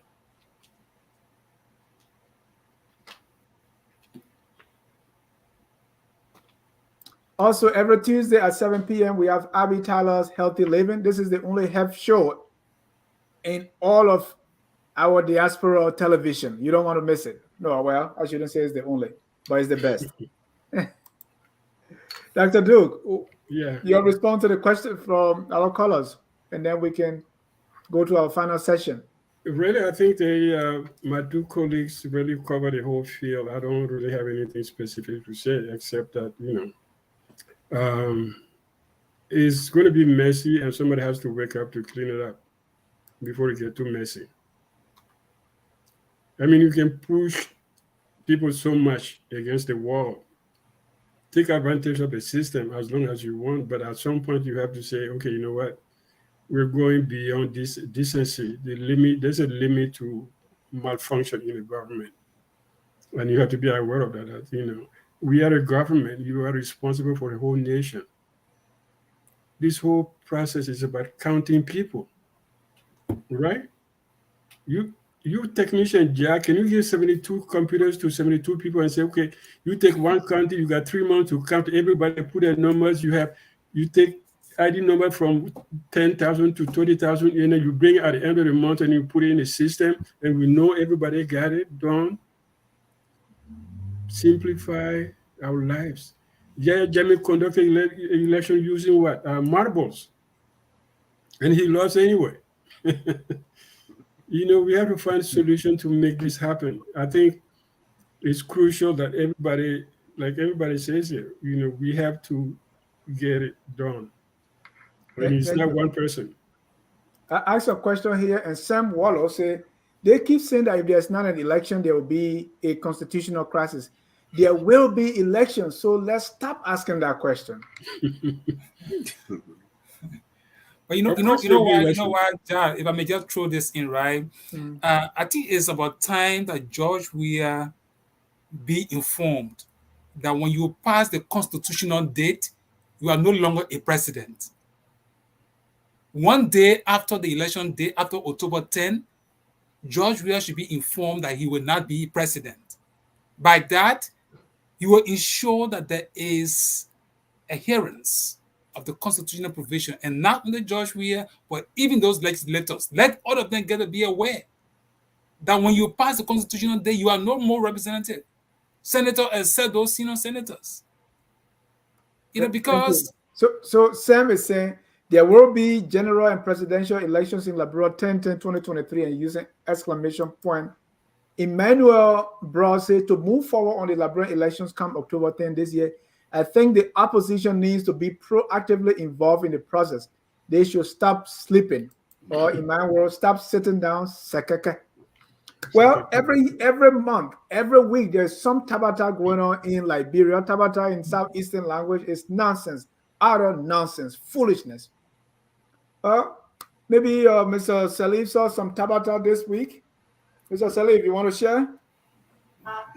I don't know. I mean, there's just so many tabata. I don't know if it was this week or last week I saw a video. It might have been an old video of the former Solicitor General who visited the university campus. Oh, man, and a student just ran him off. I mean, the student would let out the guy's vehicle. He's just trying to back out and just really trying to maneuver to flee the campus. And the student literally just started heckling and calling him roll, roll, roll. That's how bad it has become. The people who are entrusted with public authorities don't recognize that they should be there. They ought to be there for the people, and they're there because of the people, because of the citizens. If you misuse your office, I'm not one who is calls for violence or of any kind, but that was as funny as it appeared. It was really serious. It was a form of expression of democracy, actually.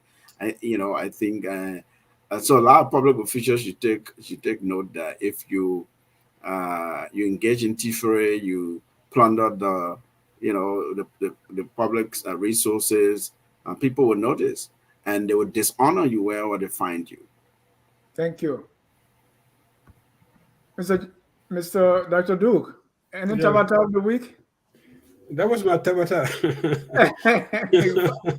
that was that was my tabata, but I was taking from slightly different angle, that the arrogance and the stupidity of it, that you sanction for corruption, and you go to LU. I mean, now they're calling out UL, but you go to LU in that little shiny car, Right. and people sitting there, they don't even, it's like Don Quixote, running to the center street and say, you see me. He was naked. That's the limit of, that's moral decadence, the moral decadency that comes with it. Say, I don't care, I'll take my $60,000, $70,000 car. I'm going to drive onto the campus and show these people that I'm still here. You're under sanction. You've been kicked out of your job. You've been crying that you don't have money, but you drive a luxury car onto campus. He doesn't know LU. He's been there before. LU will chase you. That was my tabata. Take you seriously for stealing public. Anthony Jensen. Well, there's just something that caught my attention in one of the newspapers. I think it was the Independent newspaper, and they were quoting the central bank, and it said that Liberians overseas remittances hit US 531.6 million. That was like, I mean, there's a lot coming from the US. Why, if we were not here?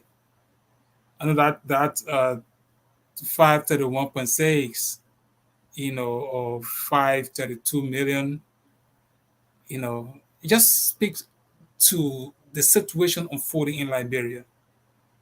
And honestly, as a person, when I see this thing, it's real, because you and I are aware of the different calls. Sometimes you make promises to live up to those promises. There's so much, and you can't just meet all of those demands, to the point where it's almost like, we are caught. People sometimes would think that, hey, this guy is too mean, he doesn't want to help, but not knowing that.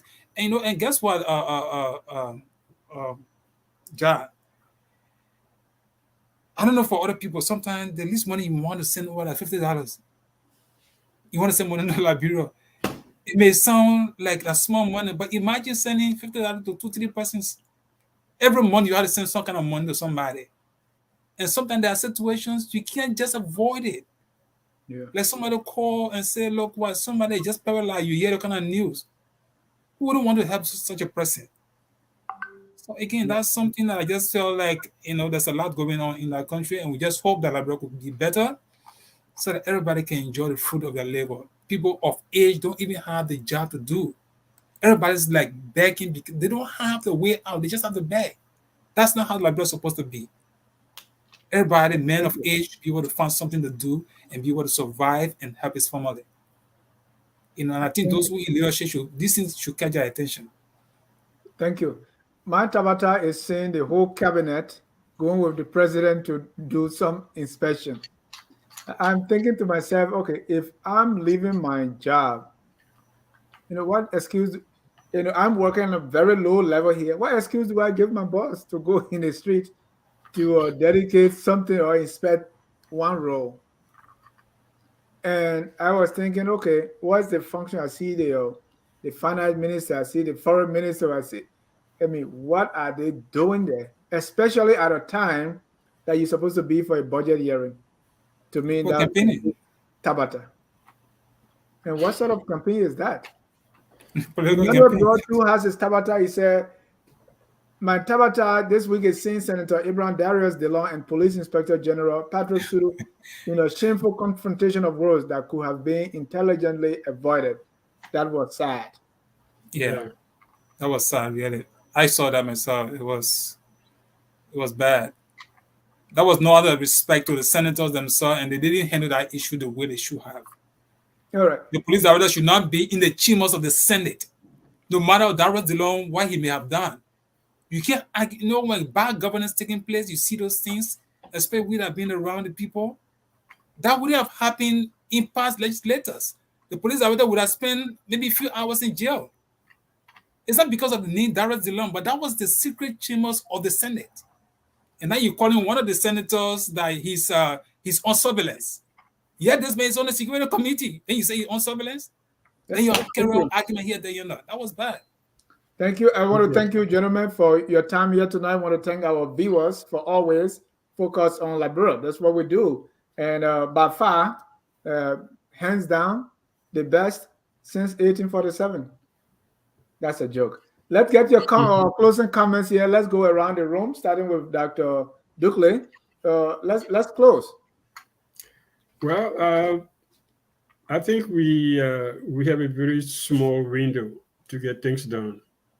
And people who work with President Weah and people who work at the commission, I'm sure they're probably, now that you call them, they're probably watching you. Wake up, spare the country stressful moments, do your job. Don't fly around the world. Just give some money to the election commission. That's the most important thing that this country faces today. Get it done. You can get it done. Thank you. Anthony Jensen. Well, I think I'll just make a recommendation. The National Election Commission must be able to look at our timetable very well. And it's not about pretense. It should be about being very realistic. If they feel there's a problem, they should have consultation with political parties. Call all of these registered political parties and put the issue before them. Let they themselves suggest a way forward. Not only that, they should also meet the committee on elections, both houses, and be able to discuss in the election timetable.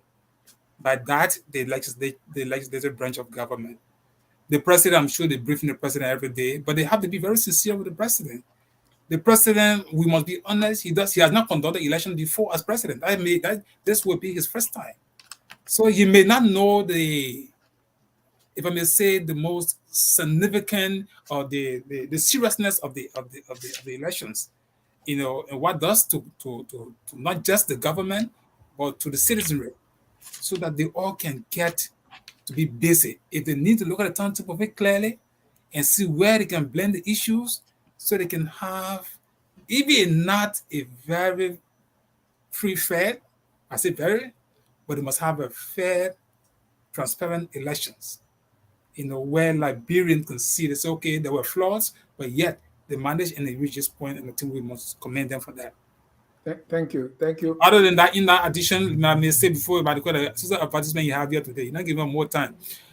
In addition to that, George Weah has a responsibility. And I think all of us must put this squarely to him. I don't think George Weah is taking the election seriously. He must take it seriously. You need to have, and even one press conference to discuss where the election commission is as to elections. Let the people move forward with what they're doing. Thank you. I want to also remind you that our fundraising continues. We want to do expansion in Liberia, especially as we gear towards elections. So anything you have to help, $5, $10, $100, or even $2,000, that will go a long way in expanding our activities in Liberia. The Zelle and Cash App numbers on the screen there, 651-392-6224 or $FOL Media. That's the And our last Tabata, we have two Tabata now. Alison Saba said, my Tabata is not explaining to others what welfare does for domestic circulation investment. Okay. And Flomo Livingston said, my Tabata is the president only good at dedication. The president Billy, you got to dedicate it. So Salif, you got the last word. Well, thank you, Dennis. Yet another good conversation, very necessary for our democracy. These kinds of civil discourses. It cannot be overstated that elections are the core of any democracy, whether it's America, any society. So to suggest that a president, because this is their first election, perhaps does not understand the significance of the magnitude of elections at hand, knowing that it was election that brought him to office. That is profound. Not just because of George Weah, but then such a person has no place in that office, because elections drive conflict, elections drive governance, elections bring about peace, they inspire society. Election can lead to progress if you do it well, if you elected the right people, if you understood the process and you really educated the population, because the exercise of citizenship and citizenry have the right to exercise their citizenship. They have obligation. Human rights, they have what's called positive and negative rights. There are rights that citizens demand of their government gives them. There are rights that government must protect just because the citizens, and there's that social contract between the citizens and the government. So it may seem, it was rather a simple matter, a simple talk show discussion here, but these are very consequential issues. The government, the president, and the executive branch of government has the responsibility to implement government policies and the laws, and election is one of such laws because of the constitutional provision, and even the very election commission, their own regulations that they promulgate and things like that. So I don't know what the authorities are doing. They often tell us that you're not in government, so you don't know what's happening, you don't understand. But I will close with one thing. I think the election commission will do itself well if engaged, if it has a strong media strategy. It begins to have daily press conferences, just update people, educate the political parties, citizens, call meetings, conduct various forums in various communities around the country and things like that. I think that will go a long way to allay some of the concerns and fears that people have. Because if you don't do that, you build up tension towards the election, if at all we have elections. And a lot of viewers seem very, very positive and confident that it will happen. And we want it to happen, but it should be the type of elections that are called for by the Constitution. Thank you, Mr. Salif, and thank you, Anthony Jensen. Thank you, Dr. Duke. I want to thank our viewers for watching, and even those who will watch later. Continue to support us, continue to stand with us, and continue to do what you do, that is watch and share. Until then, we close with our song that says, "We are all Liberians." Have a good night, and God bless you. We are Liberians. Liberia is our home. Liberian people.